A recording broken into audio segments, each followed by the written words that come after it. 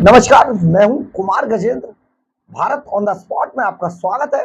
हमारे एक दूसरे social media platform podcast with Kumar Gajendra में भी आपका स्वागत है, जहां आप हमें सुन सकते हैं। देश के अंदर इतने सारे आस्तीन के सांप हैं, इतने सारे सपोले पैदा हो चुके हैं जो आज देश को किसी भी तरीके से बर्बाद करने पर तुले हैं। सबसे ज्यादा तो देश को बर्बाद आज देखना अगर कोई चाहता है तो वो विपक्ष है।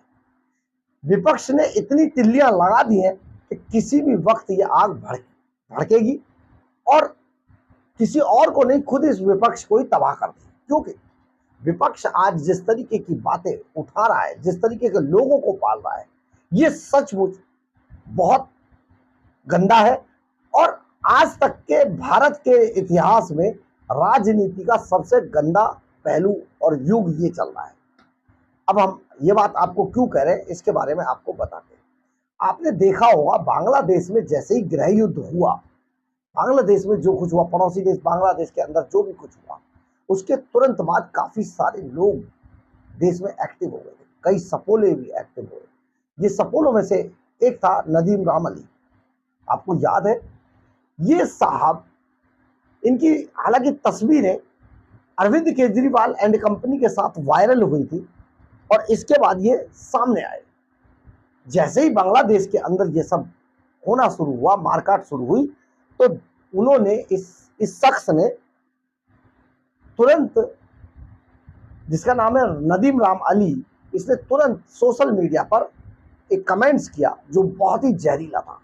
इसने लिखा, देश में गृह युद्ध होना चाहिए, इसकी जरूरत है।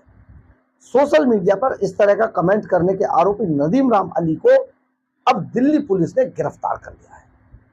दिल्ली पुलिस की स्पेशल सेल ने अली को उत्तराखंड से गिरफ्तार किया। और ये जो बंदा है, ये जो क्या कहें, देश का जो गद्दार है, ये जहरीली मानसिकता का शख्स, इसकी फोटो कई दिन पहले सोशल मीडिया पर आम आदमी पार्टी के नेताओं के साथ वायरल हो गई थी। हालांकि हम इस तरीके की फोटो की कोई पुष्टि नहीं करते, हम या हमारा चैनल इन फोटोज की कोई पुष्टि नहीं करता है। लेकिन जो भी था, जो इसका ट्वीट वायरल हुआ, उसमें कहा गया था कि देश में गृह युद्ध होना चाहिए। और इसके आगे भी बहुत कुछ था, अभी हम आगे आपको बताते हैं। दरअसल दिल्ली पुलिस अधिकारियों ने बताया कि नदीम राम अली को शनिवार को आईएफएसओ यूनिट की टीम ने पकड़ने में सफलता हासिल की है। सोमवार को उसे एक अदालत में पेश किया गया, जिसने उसे न्यायिक हिरासत में भेज दिया है।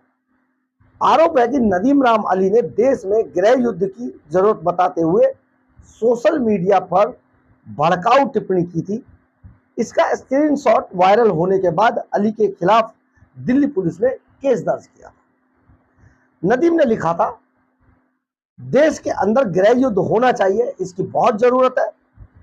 नागपुरी संतरों के खिलाफ आर पार की लड़ाई होनी चाहिए। नागपुरी संतरे आप समझ रहे हैं ना, भारतीय जनता पार्टी का जो ऑफिस है, हेड ऑफिस, वो नागपुर में आरएसएस का, तो इसलिए नागपुरी संतरे कहा गया क्योंकि भगवा कलर है। नागपुरी संतरों के खिलाफ आर पार की लड़ाई होनी चाहिए। आर पार की लड़ाई में प्रधान सेवक देश छोड़कर भाग जाएगा, यानी कि प्रधानमंत्री नरेंद्र मोदी के बारे में सीधी सीधी इसने ये गलत बयानी, ये बदजुबानी की थी, टिप्पणी की। पूरा देश संगियों से खार खाया बैठा है। नदीम की यह टिप्पणी ऐसे समय पर वायरल हुई जब पड़ोसी देश बांग्लादेश में उथल पुथल और अराजकता की स्थिति बनी हुई थी।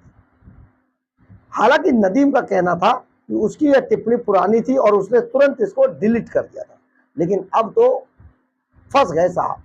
और ये फंसना ये दर्शाता है, केवल इसका एक इलाज ये नहीं है कि इसको गिरफ्तार कर लिया या इस पे केस चलेगा, जो भी हुआ वो तो जो होना है वो लीगल कार्रवाई होगी, परंतु आखिर ऐसे लोगों के दिमाग में ये जहर घोल कौन रहा है?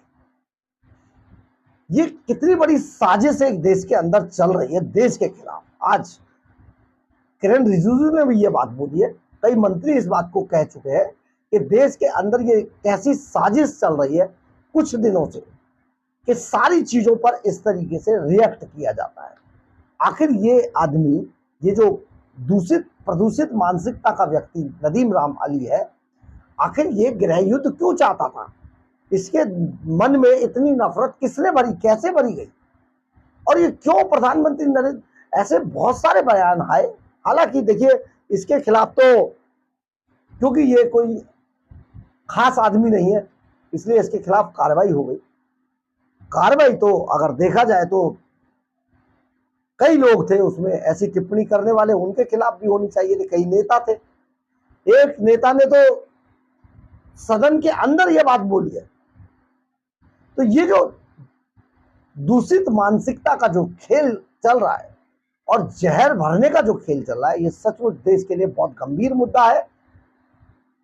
और इस गंभीर मुद्दे के साथ लोगों के दिमाग में ये मैसेज जरूर जाना चाहिए कि जो इस तरीके की चीजें करेगा उसका ठिकाना तिहाड़ जेल ही होगा। बहरहाल, अगर आपको हमारी खबर अच्छी लगे तो आप इसे लाइक, सब्सक्राइब और शेयर जरूर करें। कमेंट्स बॉक्स में अपनी राय जरूर लिखें, इससे हमें बहुत ऊर्जा मिलती है। जय हिंद, जय भारत।